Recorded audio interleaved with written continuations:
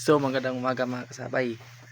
Update ko lang kayo sa aking mga alagang mistiso ng mga labuyo. Ngayon lang ako nakapag video ulit mga kasabay kasi galing pa akong Cebu. Kakauwi ko lang kahapon ng hapon, mga alas 5 siguro. Kaya hindi ako nakapag vlog sa mga sana mga kasabay ay makapagpangati na ako mamayang madaling araw. Mangangati sana ako kanina kaso umulan dito sa amin eh. Palaging umuulan dito mga kasabay. So ito na lang mga kasabay yung gawin ko. Update ko lang kayo sa mga mistiso kong pangati. Yung dalawang mix bantam at may isa ring mix manok bahay. So hindi ko yun nasali sa mga video ko mga kasabay. So ngayon papakilala ko sa inyo yung mga mistiso na yon. So samahan nyo ako mga kasabay. Tara, let's go. Kasabay, ang sinasabi ko sa inyo yung binabai kong pangati. Ngayon ko pa lang siya nahuli mga kasabay. Ano to, mistiso na to. Yung ama nito ay labuyo, tapos yung ina bantam. So sobrang ilap pa nito mga kasabay. Ayan o. Ayan ko pa lang kasi nahuli. Napakagandang gawin pangati siguro nito mga kasabay. Labuyo yung laki niya. Kaso puti yung paa. Try natin tong gawing pangati mga kasabay. So tatlo to sila mga kasabay. May isa akong yung hindi ko alam kung anong tawag sa kulay na yun, basta yung tawag ko ay lasak. Papakita ko rin sa inyo mamaya mga kasabay. Ito yung sinasabi ko sa inyo binabae. Yan, napakaganda ng itsura niya mga kasabay. Oh. Tingnan nyo naman yung kanyang balahibo. Napakaganda. Napakapugi rin oh. Tingnan yung mga kasabay. Bata pa ito mga kasabay. Ayan. Napakabata pa.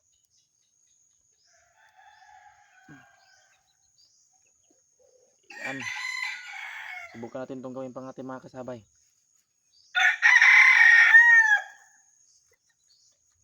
Pabaitin natin. Masipag na rin mga nilaok. Napakatapang na rin. Kaso nga lang medyo mailap lang. Kasi minsan ko lang nakakawakan itong mga labuyo ko. Ayan mga kasabay. Binabae. Dalawa sana itong magkapatid. Kaso kinatay ng tatay ko yung kapatid nito. Sayang yun. Mas maliit yun kaysa nito. Bantam talaga yun. Ito naman yung parang labuyo talaga. Kaya hindi ko ito pinakatay ng tatay ko. Yan. So pakita ko sa inyo yung dalawa mga kasabay. May dalawa pa. Yan. Napakagandang labuyo. Mistiso bantam. So ito naman mga kasabay yung sinasabi ko sa inyong lasak. Bantam yung ina tapos yung ama ay labuyo. Ay mga kasabay. Apat na magkakapatid ito mga kasabay, puro lalaki. Pinatay yung tatlo kasi yung bantam talagang purma. Ito lang yung medyo may pagkalabuyo. Sobrang ilap mga kasabay. Yan, napakailap. Bata rin to, kasing edad lang ng binabae. Yan yun, kasing edad lang to ng binabae mga kasabay. Sobrang ilap din.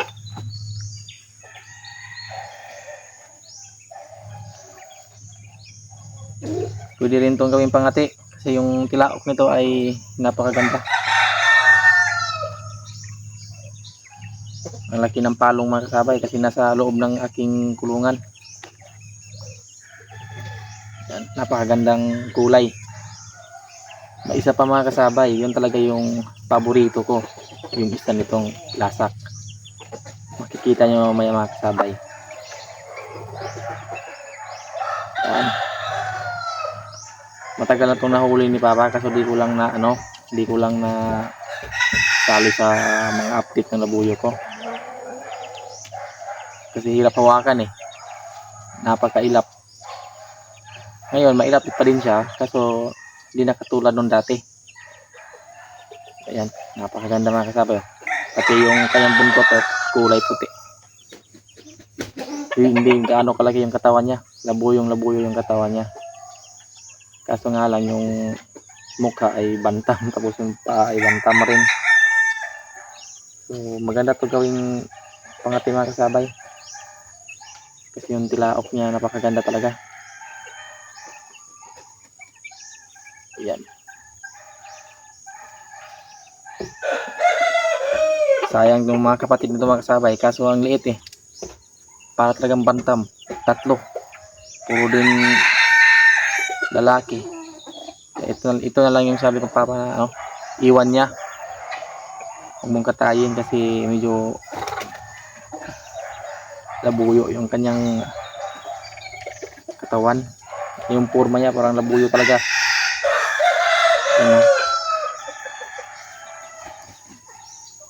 Yung isa talaga mga kasabay, paborito ko yon. Itim ang paa. Labuyo talaga yon. Hindi na yon breeding mga kasabay. Huli ko lang yon. Sisiw pa. Kaya nga lang ay parang mistiso siya. Kita ko yun sa mamaya. Lasak na labuyo. Kaya mga kasabay, tingnan nyo gaano ka pugi itong lasak ko. So yan. Ganda mga kasabay na.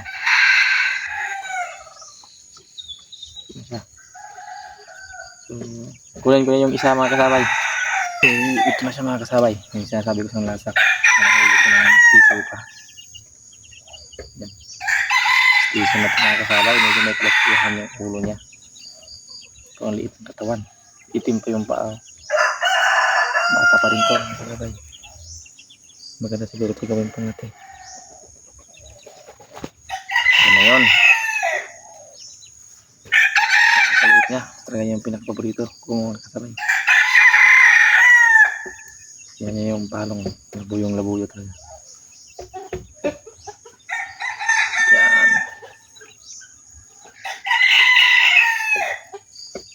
Paitin na rin ito mga kasabay at kami pangatirin. Ganda na mga kulay oh. Parang talisayin ng lasak. Parang talisayin ng lasak yung kulay niya mga kasabay. Sobrang ilap.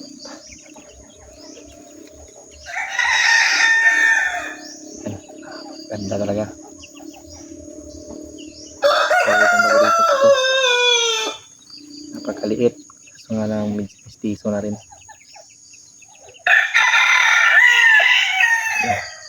Yung mga kasama yung kulay niya.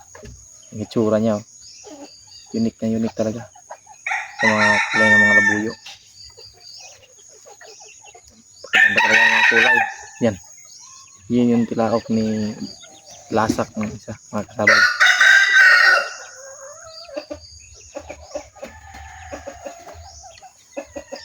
Maganda ng tilaok nito mga kasabay. Labuyo talaga. Siguro yung ina nito ay manok kahay lang. Tapos yung ama nito ay labuyo. Kaya nagaganito yung kanyang itsura mga kasabay. Yan yun. Labuyo talaga. Itim pa yung paa. Laki pa ng mata. Pati yung palong labuyo. Yung kulay lang talaga yung ibas na niya.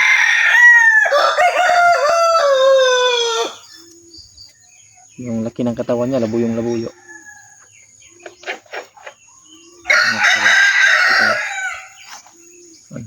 Maganda.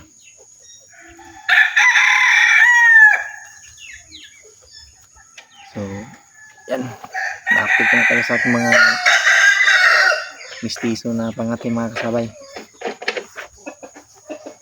So, balik natin sa loob ng ating kulungan. Salamat sa panonood mga kasabay. Huwag niyong kalimutang mag-subscribe, share, like, hitting na rin yung notification bell mga kasabay para ma-update ko pa kayo sa mga susunod ko pang video. Out.